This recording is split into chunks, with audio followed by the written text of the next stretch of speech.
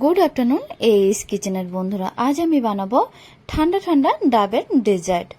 এই তীব্র গরমে ডাবের ডেজার্ট খেতে প্রত্যেকেরই খুবই ভালো লাগবে। তো চলুন দেখে নেওয়া যাক এই ডাবের ডেজার্টের রেসিপিটা। ডাবের ডেজার্ট বানানোর জন্য এখানে আমি নিয়েছি অল্প শাঁসওয়ালা দুটি ডাব। ডাবগুলোর মুখগুলো কেটে নিয়ে এর থেকে জলটা বার করে নেব।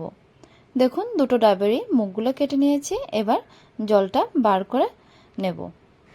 একটা বড় পাত্রে দুটো ডাবের জল নিয়ে মিডিয়াম ফ্লেমে দিয়ে দিচ্ছি। ডাবের জল যেহেতু মিষ্টি, সেজন্য অল্প একটু মিশ্রি দিয়ে দিচ্ছি। আর এদিকে দেখুন, অল্প ডাবের জলের 1 চামচ আগার আগার গুলে নিয়ে তারপরে ডাবের জলে দিয়ে দেব। 5 থেকে 7 মিনিট ধরে ফুটতে ফুটতে যখন ডাবের জলটা একটু ঘন হয়ে আসবে, তখন দেখুন আমি ডাবের ভিতরে অল্প শাঁস ছিল সেটা দিয়ে দিয়েছি।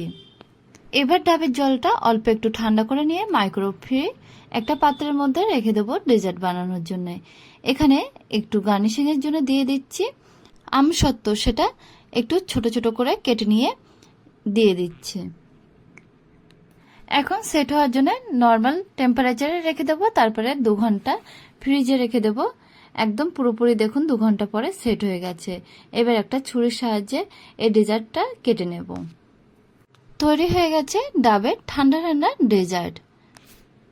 ডাব এমনিতে একটা উপকারী ফল, আর এইভাবে যদি ডাবের ডেজার্ট বানিয়ে খাওয়া যায় তাহলে কিন্তু আরো টেস্টি লাগবে। তো বন্ধুরা, এই গরমে ডাবের ডেজার্ট বানিয়ে ফেলুন আর খেয়ে দেখুন কেমন লাগছে। আশা করছি ভালো লাগবে। যদি ভালো লেগে থাকে তাহলে অবশ্যই একটা কমেন্ট করে জানাবেন, আর আমাদের ভিডিওতে একটা লাইক দেবেন, আর আমাদের চ্যানেলটাকে অবশ্যই সাবস্ক্রাইব করে আমাদের পাশে থাকবেন।